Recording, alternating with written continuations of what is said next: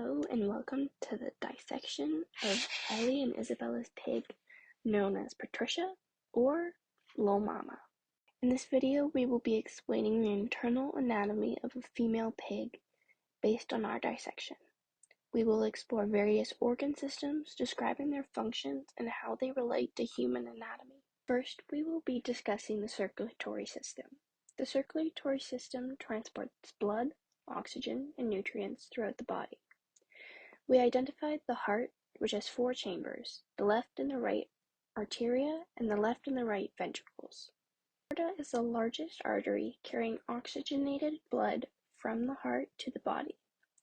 We also located the superior and inferior vena cava, which return deoxygenated blood to the heart.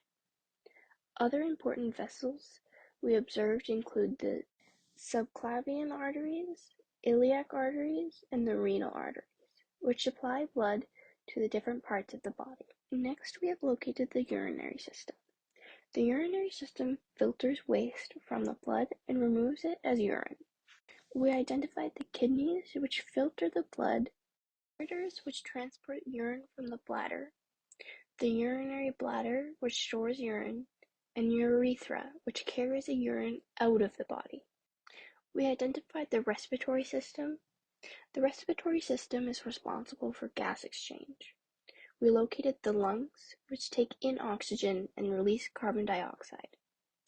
The diaphragm, a muscle located below the lungs, helps with breathing. This is what we see move when we take in a breath. It contracts and moves downward. When we exhale, the diaphragm relaxes and moves upward. We also observed the bronchi, which branch into the lungs as well as the trachea. This connects the throat to the lungs, and the larynx, which is our voice box.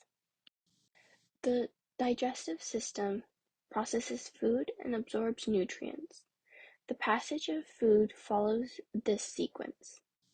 First, we start off with the mouth and the tongue. Food enters the mouth, where it is chewed and mixed with saliva. Second, we move on to the pharynx and the epiglottis. The food moves through the pharynx, and the epiglottis prevents it from entering the windpipe. Next, we are on to the esophagus. The esophagus transports food to the stomach. Once we have made it to the stomach, this is where the food is broken down by acids and enzymes. Once the food has hit the stomach, we move on to the small intestine. The small intestine absorbs nutrients with the help of the liver, gallbladder, and pancreas. Lastly, we move on to the large intestine and rectum. The large intestine absorbs water and stores waste in the rectum before leaving through the anus. Next, we will move on to discussing the reproductive system of our female pig. We identified the ovaries, which produce eggs.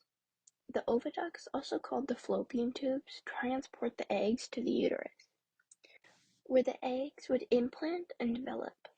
The vaginal opening, also known as genital papilla, is visible, which connects to the reproductive tract. Next, we will discuss how this pig will produce viable offspring through eggs. First, the egg is produced in the ovaries. It travels through the oviducts, where fertilization could occur. It fertilizes and implants in the uterus for development.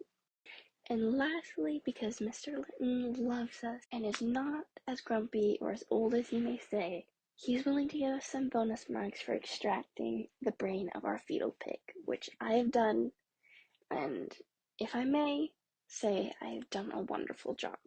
Once I extracted the brain, I identified the cerebrum, which controls the thinking and voluntary movement, the cerebellum, which helps with the coordination and balance, the hindbrain, which controls automatic functions like breathing and heart rate.